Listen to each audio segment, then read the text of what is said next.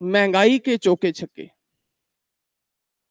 अनवर गाजी साहब, आज के आर्टिकल का आगाज़ इस तरह करते हैं। हुकूमतें जो बजट बजट पेश करती हैं, इन्हें सिवाय अल्फाज का गोरख धंधा कहने के और क्या नाम दिया जा सकता है। यादश बाखैर, हलाकू खान ने बगदाद पर कब्जे के बाद मोतसम बिल्ला के सामने बर्तनों में सोना, चांदी और हीरे जवाहरात रख दिए, जो इसकी फौज ने मोतसम के महल्लात से ही उतारे थे, और कहा, जनाब आला, आपने जो कुछ जमा कर रखा था, अब इसे तनाउल फरमाइए। मोतसिम ने ताज्जुब से हलाकू खान की तरफ देखा और कहा, भला मैं ये कैसे कहा सकता हूँ। इस पर हलाकू ने शरारत आमेज लहजे में कहा, तो फिर आपने इसे इतनी हिफाजत के साथ क्यों रखा था। हलाकू ने महल के कमरे में चारों तरफ नजर दौड़ाई, फिर सोना, चांदी और हीरे जवाहरात से लबरेज दो हैकल संदूकों की तरफ इशारा करते हुए मोतसिम से कहा, आपने इन संदूकों के फौलाद से अपनी फौज के लिए तीर और तलवारें क्यों ना बनवाई। अगर तुम इन्हें अपनी सिपा और आवाम पर खर्च कर देते, तो आज मेरे सिपाही इतनी आसानी से तुम्हारे महल की चोबे ना उखाड़ते। यह सुनकर मोतसम से कोई जवाब नहीं बन पा रहा था। बेबसी के आलम में जवाब दिया, शायद मशीयत एज़दी यही थी। तातारियों के खाकान ने कहा, अच्छा, तो अब हम आपसे भी वही जो भी सलूक करेंगे, इसे भी मशीयत इलाही ही समझना। ये तंज सुनकर मोतसम की आंखें शर्मिंदगी और निदामत से झुक गईं। जब पाक वतन पर मंडलाते स्या बादल, हुक्मरानों की ऐश व इशरत और सिसकते बिलकते गरीबों की खस्ता हाली देखता हूँ, तो न जाने क्यों मेरे कानों में हलाकू मोतसम की ये गुफ्तगू गूंजने लगती है। इस वक्त भी हुक्मरान ऐश व इशरत में थे और गरीब आवाम की हालत दुगुरगू थी। एक दानिश्वर ने कहा था, जहाँ इंसानियत का मेयार रुपया हो, वहाँ ये बात करीब करीब नामुमकिन है कि आवाम पर इंसाफ से हुकूमत की जाए और वो खुशहाली और आसूदा हों। जहाँ मट्ठी भर दौलतमंद सब कुछ आपस में बांट लें, वहाँ आवाम को खुशहाली कैसे नसीब होगी। पाक वतन में महंगाई की ये हालत है कि गरीब आवाम मजबूर होकर इज्जत और खसीस तरीन हालात में है। मुझे आप सल्लल्लाहु अलैहि वसल्लम का वो फरमान याद आ रहा है, जिसमें आप सल्लल्लाहु अलैहि वसल्लम ने फरमाया, बेरोजगारी और फ़क्र व फाका कुफ्र तक का सबब बन सकती है। दूसरी तरफ हुक्मरानों के यहाँ असराफ की हालत ये है कि एक अहम शख्सियत के तोते का पिंजरा 25 लाख में तैयार हो रहा है। सिर्फ यही रकम बचाकर सिसकते बिलकते गरीबों पर खर्च की जाए, तो बेरोजगारी के हाथों मजबूर होकर खुदकुशी करने वालों में से कई अफराद की जान बचाई जा सकती है। एक रिपोर्ट के मुताबिक मुल्क में खुदकुशी के रुझानात में खौफनाक इजाफा हो रहा है। जब गरीब शख्स महसूस करता है कि मेरे बच्चे बीमार के लिए तो अस्पतालों में दवा तक नहीं, और हुक्मरान लाखों रुपए पानी की तरह बहाए रहे हैं, तो फिर इसके पास दो ही ऑप्शन बाकी रह जाते हैं, खुदकुशी या बगावत। वो ऐसी बगावत करता है कि मरने मारने पर उतर आता है। गरीब आदमी अपने बच्चों समेत सारा दिन मेहनत मजदूरी करता है, लेकिन नतीजे में वो इनके लिए मुनासिब रिहाइश, खुराक, सेहत और कपड़े का भी बंदोबस्त नहीं कर सकता। अगर वो खुराक का इंतज़ाम करता है तो घर का किराया रह जाता है, अगर वो अस्पताल के बिल अदा करता रहे तो यूटिलिटी बिल रह जाते हैं।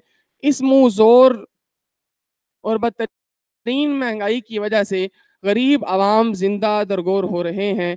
आवाम को तो बस आए दिन इसी तरह की खुशखबरियां सुनने को मिलती हैं। हुकूमत ने गुर्बत ख़त्म करने की हिकमत अमली की दूसरी दस्तावेज़ का इब्तदाई मसवदा इमदादी इदारों और पाकिस्तान के तरक्याती शराकतदारों के हवाले कर दिया है, जिसमें आइंदा बरसों के दौरान तालीम और सेहत समेत मईशत के तमाम शोबों में मजीद बेहतरी लाने के अज़म का इजहार किया है। सर्वे के मुताबिक हजार जतन के बावजूद पाकिस्तानी अवाम की माशी हालत तब्दील हुई और ना ही बेहतरी की कोई उम्मीद है। याद रखिए, किसी भी इदारे और मुल्क की असल ताकत अवाम ही होते हैं। अवाम का खुशहाल होना ही दरअसल मुल्क और इसके हुक्मरानों का खुशहाल होना, अवाम का सुख ही दर हकीकत मुल्क और इसके फरमान रवाओं का सुख होता है। ہماری سنہری تاریخ میں ایسے کئی حکمران گزرے ہیں جنہوں نے اپنا سب کچھ اول تا آخر رعایا اور عوام ہی کو سمجھا۔ اس عہد زریں میں قوم کے ہر فرد کو اختیار تھا کہ وہ حکمران سے سر راہ پوچھ سکے کہ فلاں پالیسی کیوں بنائی گئی، اور اس وقت کے حکمران خود بھی راتوں کو بھیس بدل کر اپنے عوام کا حال معلوم کیا کرتے تھے۔ کئی واقعات اس کے شاہد ہیں۔ کاش ہماری حکمران بھی کبھی روپ بدل کر کسی یتیم خانے جائیں، کسی اسپتال جائیں، کسی غریب بستی جائیں، کسی گاؤں کے اسکول جائیں، کسی مارکیٹ جائیں، کسی تھانے جائیں، تو معلوم ہوا کہ ملک میں امن و امان کی اصل صورتحال کیا ہے۔ اسٹریٹ کرائمز نے کس طرح مسافروں کو پریشان کر رکھا ہے۔ ایک ایک دن میں سینکڑوں گاڑیاں، موبائل اور موٹر سائیکل گن پوائنٹ پر چھینی جا رہی ہیں۔ غریبوں کا اسپتال میں علاج کیسے ہوتا ہے، تعلیم کا معیار کیا ہے، عوام کن مشکلات میں زندگی بسر کر رہے ہیں، ان کے بچے کس طرح گدلا اور زہریلا پانی پینے پر مجبور ہیں، گاؤں کے وڈیرے کس طرح غریبوں کے لختے جگروں کی عزت تار تار کرتے ہیں، بازار اور مارکیٹ میں ملاوٹ کس طرح ہو رہی ہے، تھانوں میں غریبوں کو کس طرح انصاف ملتا ہے، قاتلوں کے محافظ کس طرح عوام کو لوٹتے ہیں، رشوت اور سفارش کے بلبوتے پر کس طرح مجرم محرم مجرم میں بدلتے ہیں۔ اے کاش ہمارے حکمراں بھی کبھی بھیس بدل کر حقیقی اور اصل طاقت یعنی عوام کی مشکلات اور مسائل معلوم کرنے کی کوشش کریں۔ حضرت عمر بن عاص رضی اللہ تعالیٰ عنہ وہ صحابی ہیں جنہوں نے اہل روم کے خلاف بہت زیادہ جنگیں لڑی ہیں۔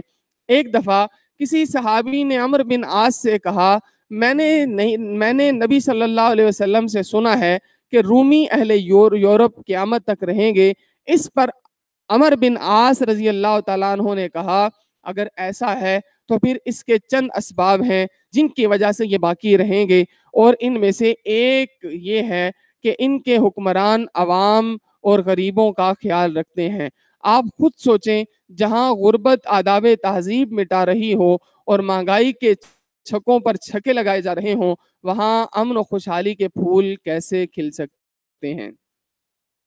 یہ تھا آج کا آرٹیکل محترم انور غازی صاحب کا، مہنگائی کے چوکے اور چھکے۔ اگر آپ کو ہماری ویڈیوز پسند آ رہی ہیں، انہیں لائک کیجئے، شیئر کیجئے اور ہمارے چینل کو سبسکرائب کرنا ہرگز نہ بھولیے، کیونکہ آرٹیکل وائس چینل کا مقصد الخاتم پبلک سکول میں پڑھنے والے یتیم، غریب اور مسکین بچوں کی تعلیمی کفالت کرنا ہے۔ تو آپ کمنٹ کے اندر آراء بھی دیجئے کہ ہم کس طرح اپنے اس سلسلے کو بہتر کر سکیں، تاکہ ہمیں کسی کے سامنے ہاتھ نہ پھیلانا پڑے اور ان بچوں کی تعلیمی کفالت جو ہے وہ بہترین انداز میں ہم کر سکیں۔ اگلا کالم ہے حسن نثار صاحب کا، کرنٹ افیئرز۔ لکھتے ہیں، مولویوں کا مجمع ہے، غیظ و غضب، غصہ، نفرت، حقارت اور انتقام کے مارے ہوئے لوگ کانوں سے